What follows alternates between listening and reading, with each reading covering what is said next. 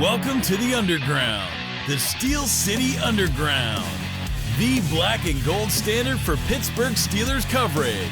Now, here's your host, Terry Fletcher. Hello, everyone, and welcome to the Steel City Underground podcast. My name is Terry Fletcher. So we just completed our week 4, and there's a lot to get to when it comes to What the Football podcast. So let's talk about the Pittsburgh Steelers. I know we've always heard from our fearless leader, Joe, but, I just want to give a quick game update on that because there were some moments in there that I just thought were really cool. So definitely What the Football moments. First of all, Aaron Rodgers and DK Metcalf, they connected quite a bit on this game. We had a great first half. I just loved the first half on that. And even when you look at when Metcalf had that crossing route to hit that touchdown down the field, he actually was speeding down to that 80 yards, took it to the house. We were in Dublin, Ireland, and I'm half Irish, so I was pretty excited for this game. Croke Park, and it was all Steelers. The terrible towels, just really looking at that. It was also an historic game, they said. It was the longest scrimmage score in the history of the NFL in an international series. It was also the first international game that Aaron Rodgers has won. So just amazing all around, just seeing Big Ben and Bettis and just, some of our players from the past was pretty cool there. Also, Rodgers, he did a pretty nice job. He had a 132.8 passer rating, 81.3% completion percentage, and and a 41-year-old quarterback will take it. I think one of the funniest What the Football moments is when we did the tush push. No, he was standing there just like Dad, saying, "Okay, you guys take it." And then, of course, when we got the first down with the push from Washington in there, he just made the first down signal, kind of like pointing, as a dad would say to the kids, "Get back to bed. It's past your time." But just a really, really great game. Now, obviously, we were dealing with Carson Wentz because their starting quarterback, in the J.J. McCarthy at the Vikings, is out with injury. But, Carson Wentz, it came down to a nail biter at the end. Our defense gave up some points in the second half, which wasn't good. We have to stop doing that. And so, and they also have, Jordan Addison back. They've got Justin Jefferson back.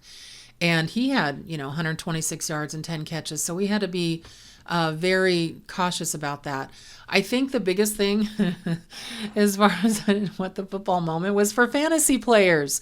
How many of you did not sit Jaylen Warren because it was a last-minute scratch and even picked up Kenneth Gainwell or have him on your roster?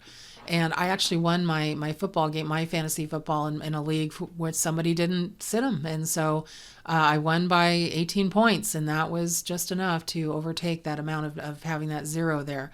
And it looks like even though Jaylen Warren is the running back number 1 this season, Kenneth Gainwell has earned a lot of respect here. He used to be a former Eagles running back and is a Saquon Barkley understudy. He was also in Miami for a while, so I was pretty happy to see him really, do what he does out there. And he's also very speedy and puts that ball through, so I really like what he did, and we'll see what happens after that. I think that also the What the Football moment, when it was 4th down and you need points, and we decided not to go for the field goal, and then the play that was called, I didn't like it. You know what? You need points. You don't have a blowout here. It's, we needed points at that point. And when you've got 20 points and you've got this Vikings on your tail and you're out of country, take the points. And it turned out at the end, it could have been a problem if we didn't, have Deshaun Elliott back to break up that pass. So I didn't like that was okay. So we have to really keep those things in mind and not make those moments What the Football worthy. That was just an interesting thing to me. Now, Ravens, Kansas City, I have to say, Ravens lost. That now they're 1-3. Lamar Jackson is hurt, and I don't wish anyone to be hurt, but I can't say I'm sad to see the Ravens lose. He had an interception, he had a fumble, and apparently he's out for a hamstring, so we'll see how long that lasts. They also lost 2 defensive players due to injury, one for the entire season. Speaking of injuries, oh man, talk about a what the football moment. And I'm in the healthcare field, so nothing really kind of grosses me out or makes me look away, except when I saw Tyreek Hill with his unfortunate injury. So he not only dislocated his knee, not his kneecap, his knee, which is really hard to do, but he also tore several ligaments, including ACL, MCL, PCL. It's not good. It is not good. So our thoughts go out to him. I mean, that's not fun. The Miami still won the game though, so I guess good on them. The Colts, oh my gosh. So the wide receiver was going into the end zone, and what did he do? He started celebrating, making a change of the ball in his hand, and he did it before he hit the line and crossed the plane. And so guess what? Now it's a touchback for the other team at the 20-yard line. Yeah, they always make excuses. Well, there was no intent there. He's a rookie. He's 22 years old. Yeah, stop doing that stuff. Get into the end zone. And if you feel like you need to celebrate, fine, but that's ridiculous. I think one of the most what the football moments was on Sunday Night Football. How many of you stayed up and watched? And I'm in California, so we have early football. Sunday Night Football for us starts at 5 o'clock. But I was tired by 9 o'clock. And for it to end at a 40-40 tie between Green Bay and Dallas, you've got to be kidding me. And I decided to count. I knew it was going to be Micah Parsons and Chris Collinsworth just saying that name all the time, even a couple of times. He's like Micah Parsons, who is now a defensive back with Green Bay that was traded from Dallas. It was going to be him against Dallas instead of Green Bay against Dallas. I counted how many times he actually said his name. He said his name 58 times. Come on, just move on or get a room. I mean, that was driving me crazy. The Tennessee-Houston game. Tennessee is now 0-4. Houston's 1-3. And, Cam Ward is interesting. He was at a press conference. He said, our team is, and I'm going to say what he said because this is a podcast, so I think we're allowed to say it. He says, our team is ass. So you might have to beep that out, Joe. But, I mean, oh my gosh, I'm looking out my window as I'm doing this, and there's a drone outside my window. Okay, sorry, stray dog. That was weird. I don't know what they're doing out there looking at stuff, but that's weird. That's a little invasive. Anyway, so, yeah, the Tennessee-Houston game, I'm not going to argue with Cam Ward, their rookie quarterback, but boy, to say that on TV, and that was a little crazy. Maybe he needs to say something a little bit different. We also, as far as injuries, Jalen Ramsey and Calvin Austin, they're going to be out for a little while. I'm glad we have a bye right now. Jalen, he took a touchdown, was taken off the board into the end zone, and he pulled up his hamstring. I was very surprised to see him come back in. But, here's a what the football question. Where's Beanie Bishop? Why is he still on our practice squad?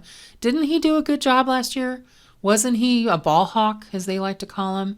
I'm not sure, what's going on with that. So that was weird. And then one of the teams that I am not a fan of, because I'm a Steelers fan, that would be the Raiders, who are now 1-3. Did you see me just do a happy dance?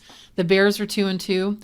Geno Smith. Now, before the season started, and we had, Pete Carroll, new coach of the Raiders. He's in his 70s. He plucked Geno Smith from Seattle, said, oh, no, I want him. He can do great things for me. He throws so many interceptions. Great arm, but to the wrong player. He had 4 turnovers. Max Crosby plays his heart out on defense, and you've got a blocked field goal by the Raiders. But, what the football, Pete Carroll? Why are you staying with a quarterback who, even before the season started, most people think he's top 20, meaning that he's probably number 20. The Raiders need help, and that was not the place to go. But that's just my opinion. That's one woman's opinion. And you know what? I could be correct. 1-3 at this point. You just never know. Now, when you're looking at some of the different scores around the league, let's look. The Buffalo Bills, of course, are 4-0. The New Orleans Saints are 0-4. And it was, they lost 31-19 to the Bills. And I didn't think that their players actually played bad. I look at just kind of seeing, how they're playing, what they're doing. But it's interesting when you kind of look at how things are going for their coaches out there. Spencer Rattler, he was looking for his, first career win. It was his birthday. And, he touchdown in 12, he got his first touchdown. And also got a couple of first downs because he's a mobile quarterback. But he just, against the Bills, there was just no way to come back from that. So that was unfortunate for them. Cleveland Browns, they're also 1-3 now. Detroit beat them 34-10. Can't say I'm sad about that. But, Hutchinson and the Lions, Hutchinson just pummeled the Browns. So it was a Monday Night Football victory, and it was kind of crazy for that one. And then when you kind of take a look at the blowout, I mean, I can see why the Titans were saying what he said, because I mean 26-0, they were actually shut out. That's crazy. And the Texans offense finally came alive, because I mean they're now just 1-3. It was two teams that were 0-3 going at it, and you're like, yeah, here's a game I really just can't wait to watch. I think one of the sleeper teams is probably the New England Patriots. They're 2-2 right now. They beat the Panthers 42-13. It's going to be interesting because when they play good teams, they tend to not do things well. But I think everyone was not surprised, but probably saying, what the football, where is our, quarterback that's now, we want to get Jackson Dart. When you look at the New York Giants, they were 0-3 and the Chargers were 3-0, and there's no way that he's going to win. Well, I made a bet on that game in a parlay, and I won, because guess what? In Jackson Dart's first start, his debut, I think he really energized. Now, they had to pull him out for a play where Russell Wilson went back in, because it looked like he could have had a concussion, but he came right back out. But they beat the Chargers 21-18. And so that was crazy. They got their first win of the season. And of course, now it makes that coach look like he did the right thing on that. But Giants defense, they came up with some big plays, huge interceptions, and just, really to set up a short touchdown that led in the third quarter, where that gave the Giants a 2-possession lead. So they needed it too for what's happening. So that was a definite what the football moment with that rookie. I was sad for Baker Mayfield. I mean, I really thought he could pull it out against the Eagles. And the Eagles, they don't look pretty. They don't look good, but boy, they are having some ugly football wins. They're 4-0, Tampa Bay 3-1. And they beat them 31-25, but some people call it a gritty win. I call it an ugly win. The conditions, weren't great. The temperatures were over 100. They said it was really hot, and muggy, and people were just like not happy. They kept talking about how hot it was. How many times are you going to talk about that? But I'm from California, and that's where I live, so I'm like, you guys don't know what hot is. You know what? Maybe the mugginess, yeah, but you don't know what hot is.